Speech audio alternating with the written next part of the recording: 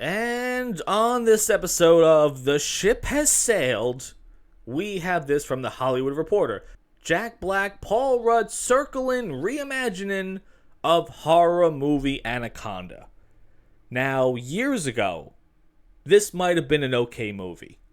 This movie might have squeaked away with a tiny bit of profit, and dare I say, it might have been a fun watch. Now, oof. Jack Black, the year 2024 has not been good to Jack Black at all.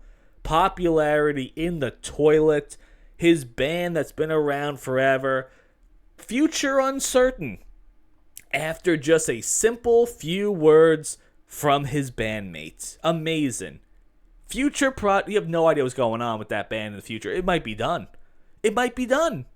Shilling for the Democratic Party. Oh, Jack Black, you have fallen so far over this year. Borderlands, hysterical flop. Minecraft, that's going to be I was going to say a hysterical flop, but we know it's going to be bad. We know the numbers of that are not going to be good at all. And now this. Jack Black, at the end of his career, essentially, trying to make a comedy movie about Anaconda.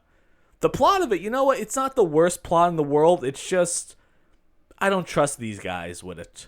It's about two friends having a midlife crisis and they want to remake the movie Anaconda. So they get a film crew and go to the Amazon and you know what? Bunch of snakes come and stuff like that.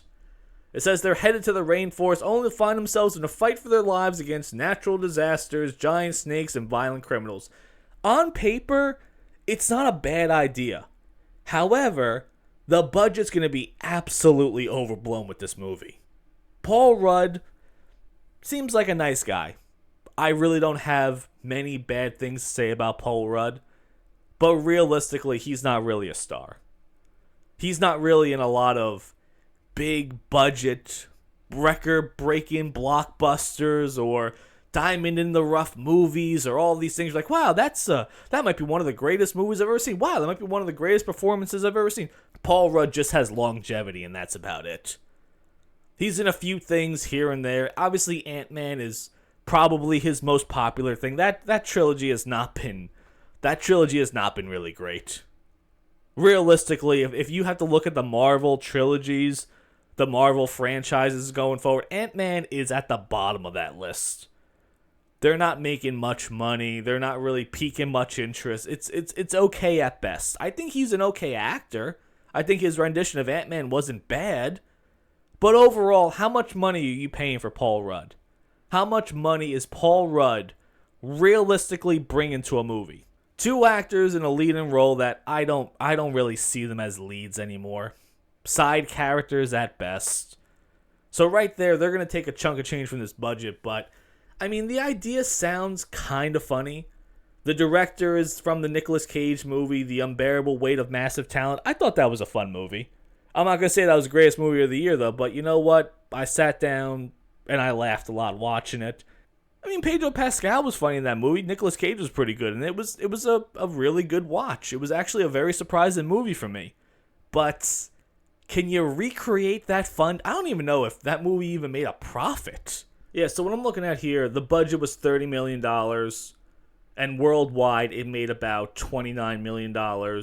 So yeah, it was a box office flop.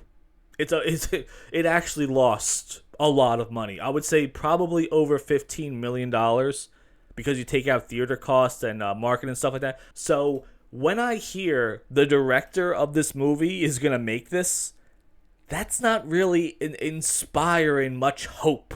And when I see Jack Black and Paul Rudd as the leads of this movie, that doesn't make it much better. You have a director that his most recent thing is a flop. Then you have Jack Black, whose career is bottom barrel right now.